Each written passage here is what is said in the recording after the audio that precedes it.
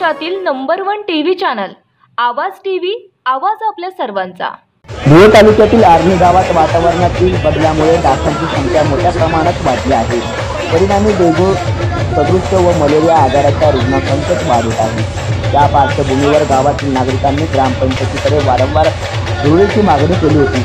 नागरिकांच्या मागणीची दखल घेत आर्णी ग्रामपंचायतीच्या वतीने गावभर फॉगिंग मशीनच्या माध्यमातून धुळवणी करण्यात येत आहे। उष्ण व दमट हवामानामुळे डासांची उत्पत्ती वेगाने होत असल्याने दाट लोकवस्ती असलेल्या भागामध्ये डासांचा त्रास अधिक जाणवत आहे। त्यामुळे आरोग्य विभाग व स्थानिक प्रशासनाने फॉगिंगद्वारे डास नियंत्रणासाठी उपाययोजना सुरू केल्या आहेत। या मोहिमेअंतर्गत संध्याकाळच्या सुमारास गावातील गल्लीबोळामध्ये फॉगिंग करण्यात आले। ज्यावेळी डासांची उत्पत्ती कमी होण्यास मदत होईल।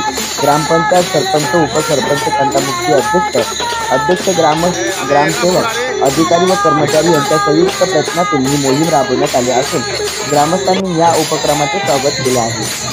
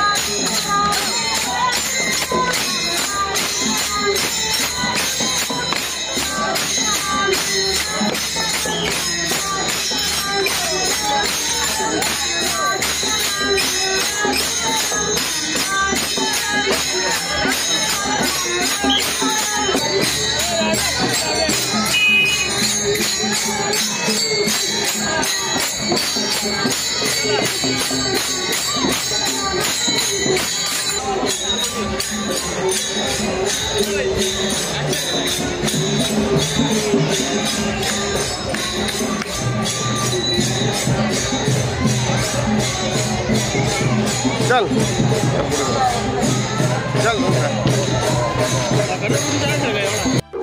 मोठा पूल, गांधी पुतळा, नगरपट्टी ते जुने अंमळने स्टँड चौक, गल्ली नंबर 6, सरळ मेला चैनी रोडने, दक्षिणेला गल्ली नंबर 4 सन्मान व्हिडिओ करून, पश्चिमेला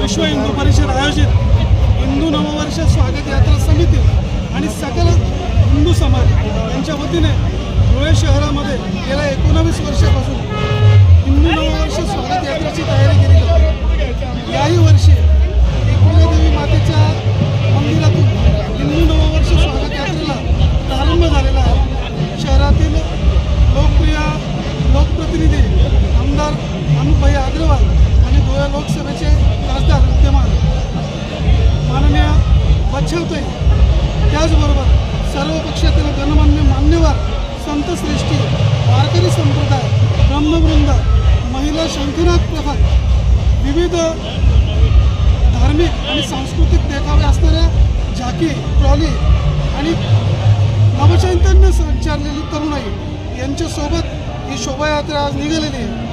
सर्व हिंदू समाजामध्ये नवचैतन्य निर्माण हो, सर्व समाजाचं दुःख दैन्य सगळ्यांच्या आयुष्यामध्ये सुख आणि संपन्नता येऊ, हीच माता भगवती एकविरा मातेचरणी सर्वांच्या वतीने प्रार्थना। रोजच्या ताज्या घडामोडींसाठी आवाज टीव्हीला सबस्क्राईब करा आणि बेल आयकॉन प्रेस करा।